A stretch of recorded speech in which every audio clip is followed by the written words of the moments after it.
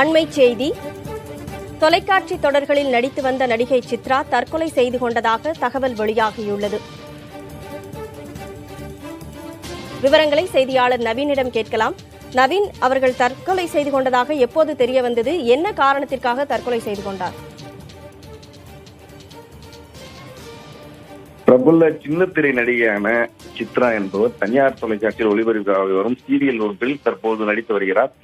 சென்னை செம்பரம்பாக்கத்தில் உள்ள படப்பிடிப்பு தளத்தில் இந்த சீரியலானது எடுக்கப்பட்டு வருகின்றது கனிமொழி. இந்த நிலையில் திருவான்மியூரை சேர்ந்த இந்த சித்ரா என்பவர் அடிக்கடி வீட்டிற்கு சென்று திரும்பி வர இயலாத காரணத்தினால் செம்பரம்பாக்கம் அடுத்து உள்ள பழஞ்சூரில் உள்ள ஒரு தனியார் நட்சத்திர விடுதியில் தங்கி படப்பிடிப்பு மேற்கொண்டு வந்தார்.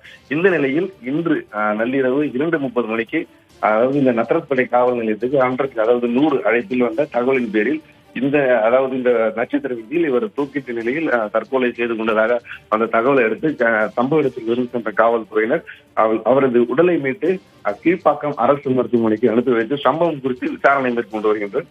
தற்போது முதற்கட்ட விசாரணையில் சமீபத்தில் 4 மாதத்திற்கு முன்னர் தான் சித்ராவுக்கு இந்த கரையாஞ்சாவடி பகுதியைச் சேர்ந்த ஏமநாத் என்பவருடன் நிச்சயதார்த்தம் ஏற்பட்டதாகவும் சம்பவத்தன்று அவர் அதே விடுதியில் தங்கியிருந்ததாகவும் கூறப்படுகின்றது கனிமொழி. தொடர்ந்து சம்பவம் குறித்து நத்தரப்படை காவல்துறையினர் விசாரணை மேற்கொண்டு வருகின்றது கனிமொழி.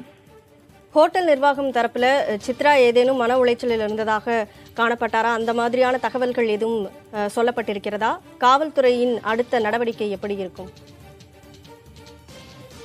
அதாவது நேற்று 2:30 மணிக்கு படப்பிடிப்பு முடிந்து ஹோட்டல் ரூமுக்கு வந்த சித்ரா ஏமநாத்திலும் தான் குளிக்க செல்வதாக கூறிவிட்டு வெளியே செல்ல சென்றதாகவும் வெகு நேரமானதால் ஏமநாத் அறையின் கதவை தட்டியுள்ளார். கதவை திறக்காதால் ஹோட்டல் ஊழியர் கணேஷ் என்பவரிடம் சொல்லி மற்றொரு சாவியை எடுத்து வந்து திறந்து பார்த்த போது சித்ரா அறையில் உள்ள மின்விசிறியில் புடவை மூலம் தனக்கு தானாக தூக்கு மாட்டி தொங்கிய நிலையில் இருந்த நிலையில் அதை கண்டு அதிர்ச்சி அடைந்த அவரது வருங்கால கணவர் உடனடியாக அந்த 100 அழைப்பு அழைத்து காவல் நிலையத்தை தொடர்பு கொண்டு இது குறித்து தகவல் அளித்த தற்போது நத்தரப்பேட்டை காவல்துறையினர் சம்பவ இடத்திற்கு விரைந்து இந்த சம்பவம் குறித்து விசாரணையானது துவக்கியுள்ளனர் கனிமொழி.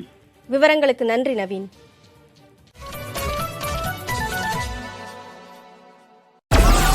Download Moj.